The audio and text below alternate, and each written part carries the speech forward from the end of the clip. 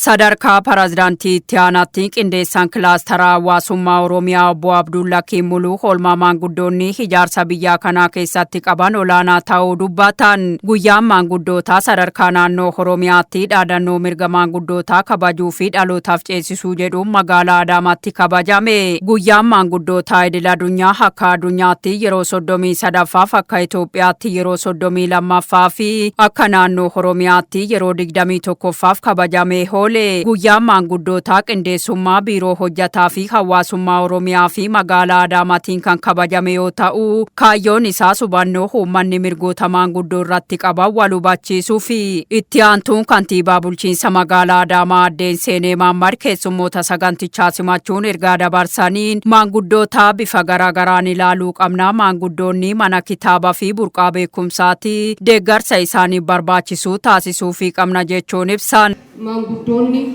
aadaa fi safuu uummataa, dhaloota barsiisaa, dhaloota qaraa, biyya ijaaraa, biyya eegaa warra asiin gahe waan ta'aniif jechuudha.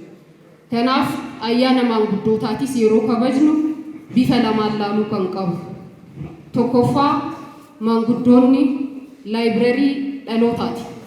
Laayibireerii dhalootaati jechuun yoo xiqqaate dhaloonni amma jiru kun aadaa fi safuu waan hunda isaanirraa barateeti biyya kana itti fufsiisa jechuudha. Lammaffaa immoo maanguddoonni umriin isaanii yoo achi deemu deeggarsa barbaadu. Deeggarsa kunuunsa barbaadu. Kanaaf maanguddoota ayyaana maanguddootaa yommuu kabajnu kunuunsa kabajaa fi deeggarsa maanguddootaaf gochuu qabnu yaada keessa galchineeti jechuudha. Pireezidaantii waldaa maanguddootaa naannoo Oromiyaa obbo Tarrafee Da'ee maanguddoonni yuunivarsiitii aadaa fi madda beekumsaati tooftaa garaagaraatiin dubbisuun itti fayyadamuu qabna jechuun ergaa dabarsan.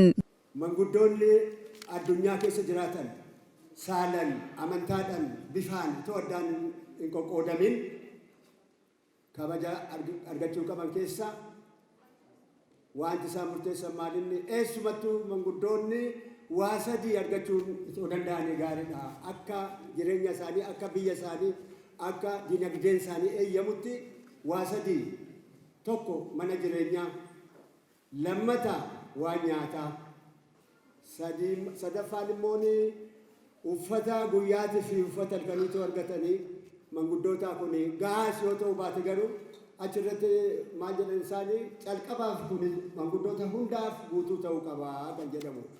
Itti gaafatamaan biiroo dhimma hojjataaf hawaasummaa Oromiyaa obbo Araarsaa Biqilaa maanguddoonni qaroominaa fi guddina biyyaa keessatti shoora olaanaa qabu dubbisuun itti dhimma ba'uu qabna jechuun ergaa dabarsan. Maanguddoonni keenya biyya ijaaruu keessatti, biyya tana tiisuu keessatti, ilmaan keenya barsiisuudhaan sadarkaa kanaan ga'uu keessatti warreen qooda gurguddaa kennan umriin gaantee isuuni deemti. Kanaaf namuu garasuma deemaa maanguddootaa jechuudha. Maanguddoon dirqama baay'ee qabu. Ka duraa ni gorsan, muuxannoo dabarsan, araara buusan, ollaa fi ollaa walitti araarsan, nama ol dhabe walitti araarsan, gosaa fi gosa gidduutti si rakkoon dhufe araara buusan.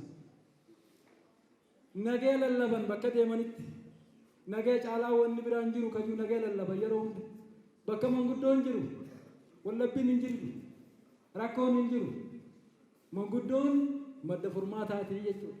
Sadarkaa Pireezidaantii Aanaatti qindeessaan kilaastara hawaasummaa obbo Abdullahi Muluu waltajjicha irratti argamuun kallattii hojii kennaniin maanguddoon ijaarsa biyyaa fi tokkummaa labsuu araara buusuu keessatti gahee olaanaa qabaachuu himan.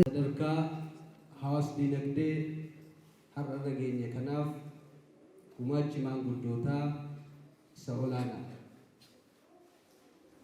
Dhaloota har'a jiru beekumsaan, muuxannoodhaan akkasumas immoo dandeettiin isaa akka cimuuf gaheen maanguddootaa shoora isa guddaadha kan qabu.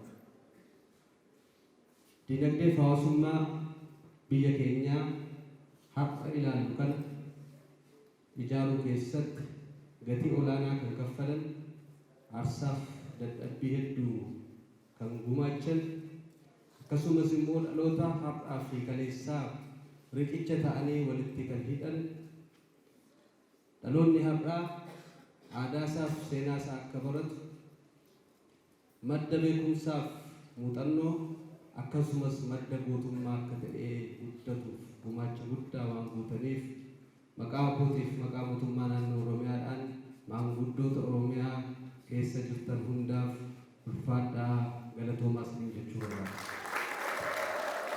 Maanguddoonni kabaja ayyaanichaa irratti argamanis godinaalee Oromiyaa irraa walitti dhufuu isaaniitiin gammachuu isaanii ibsachuun waldaan maanguddoota Oromoo kana caalaa cimuu qaba jechuunis gaafatan.